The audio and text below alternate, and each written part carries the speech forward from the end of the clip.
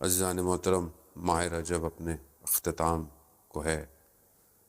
اور انشاءاللہ جو بھی عبادتیں ہم نے انجام دی ہیں پروردگار ان کو اپنی بارگاہ میں قبول فرمائے۔ 28 رجب کا دن جو ہے وہ امام حسین علیہ السلام کی مدینہ سے روانگی کا دن ہے۔ گویا یہ وہ دن ہے کہ اب ایک نیا سفر آغاز ہو رہا ہے، ایک نئی موومنٹ جو ہے وہ ایک اس طرف بڑھ رہی ہے کہ جس کی طرف بشریت کو ایک اور فیز میں داخل ہونا ہے۔ آج کا دن صرف یہ نہیں ہے کہ امام حسین نے اپنے گھر والوں کو اپنے ساتھ شامل کیا اور صرف مدینہ چھوڑا اس لیے کہ اپنی جان خطرے میں تھی، نہیں، اپنی جان کے لیے کبھی بھی امام حسین علیہ السلام خود فرماتے ہیں کہ بستر پر مرنے سے بہتر ہے انسان اسلام کی راہ میں تلوار سے اس کے بدن ٹکڑے ٹکڑے ہو جائے۔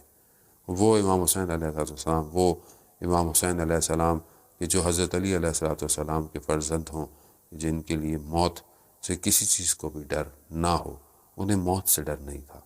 وہ اسلام کی حاکمیت چاہتے تھے، وہ اصل اسلام کے پرچم کو، توحید کے پرچم کو بلند دیکھنا چاہتے تھے۔ امام حسین نے جو موومنٹ سٹارٹ کی، یہ موومنٹ تا قیامت جاری اور ساری رہے گی۔ یہ موومنٹ آج بھی، میں آج کیا کر رہا ہوں آج کل کے دور میں، اگر آج میں امام حسین علیہ السلام کا ذکر کر رہا ہوں، اگر آج میں عزاداری کر رہا ہوں، اس کا اصل مقصد کیا ہے؟ اس کا اصل مقصد وہی ہونا چاہیے کہ جو امام حسین علیہ السلام کا مقصد تھا،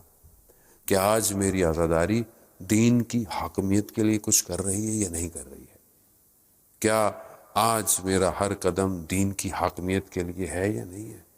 کیا آج میں یہ سمجھتا ہوں، کیا میرے ذہن کے کسی گوشے میں یہ بات ہے کہ اسلام کو حاکم ہونا ہے پوری دنیا پر؟ کیا میں اس حاکمیت کے لیے، اس نظام کے لیے، اسلام کے لیے کچھ اپنے اندر ایسی چیزوں کو پیدا کر رہا ہوں، ان صلاحیتوں کو اجاگر کر رہا ہوں کہ جو کل اس دین کی حاکمیت کے لیے کام آئیں گے؟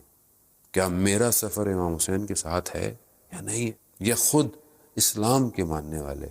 آج بشریت کو اس مشکل وقت میں کیا دے رہے ہیں؟ یقیناً ہمیں ہر طریقے سے جو ہے وہ آج انسانیت کی خدمت کرنی ہے۔ آیت اللہ جوادی حفظ اللہ نے بیان فرمایا کہ ان مشکلات وقت کے اندر ہم کیا کر سکتے ہیں، تو چند چیزیں انہوں نے بیان کی۔ پہلی چیز وہ کہتے ہیں کہ خدا کی بارگاہ سب سے مضبوط بارگاہ ہے، اہل بیت علیہ السلام کا در سب سے مضبوط در ہے، ہم ان سے متصل ہوں۔ وہ فرماتے ہیں کہ ہم اہل بیت کا وسیلہ قرار دیں پروردگار کی بارگاہ میں اور دعا کریں۔ امام سجاد علیہ السلام ارشاد فرماتے ہیں کہ دعا جو ہے وہ مومن کا اسلحہ ہے، آئیں اس اسلحہ کے ذریعے سے خدا کی بارگاہ میں جائیں۔ اور وہ ہمارے واقعہ بیان کر رہے تھے کہ ایک شخص تھا کہ جو مسجد جمکران میں بہت عرصے سے جو ہے وہ وہاں خدمت کرتا تھا اور بڑا عنایت تھی اس کے اوپر، ظاہر اتنے کئی سال سے وہ جو ہے وہاں پر خادم تھا، وہ شمال کا رہنے والا تھا، اور وہاں پر ایک دن کسی نے اس کو کسی اور شہر سے لا کر کچھ مچھلیاں دی، سفید مچھلی تھی، وہ یقیناً کسی مرض کے لیے یا کسی علاج کے لیے بھی کام آتی ہے، اس کو اس کی ضرورت تھی، لیکن اسے خیال آیا کہ اس سے زیادہ ضرورت اسی کے جہاں وہ رہتا ہے وہاں پر ایک اور مومن ہے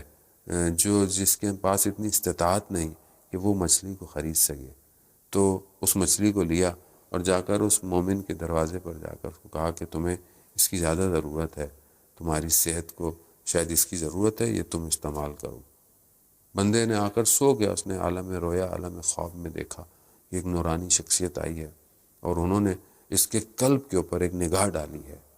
اور قلب بالکل ایسے، دل ایسے ہوا جیسے تیز ہوا کے اندر کسی کتاب کے صفحے پلٹنا شروع ہو جائیں۔ دیکھا کہ اس کے قلب کے سارے صفحے اور سارے حجابات ہٹتے چلے جا رہے ہیں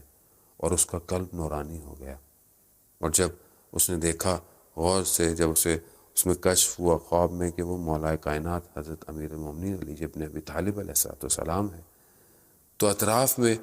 اس بزرگوار شخصیت کے کچھ اور بھی لوگ تھے، تو انہوں نے کہا کہ مولا آپ ہمارے قلب پر بھی ایک ایسی نگاہ ڈالیے جیسے آپ نے اس کے قلب پر ڈالی ہے، اس کو نورانی کر دیا ہے۔ کہا کہ نہیں، تمہارے قلب پر میں وہ نگاہ نہیں ڈال سکتا۔ کہا کیوں؟ کہا اس نے ایثار کیا ہے، اس نے قربانی دی ہے، اس نے وہ کیا کہ اس کو خود کو ضرورت تھی، مگر اس سے زیادہ اس نے محسوس کیا کہ اس کے مومن بھائی کو ضرورت ہے، اس نے وہ چیز اس کو جا کر دے دی ہے۔ اور یہی ایثار و قربانی، اس کی وجہ سے اس کے قلب کو ہم نے نورانی کر دیا ہے۔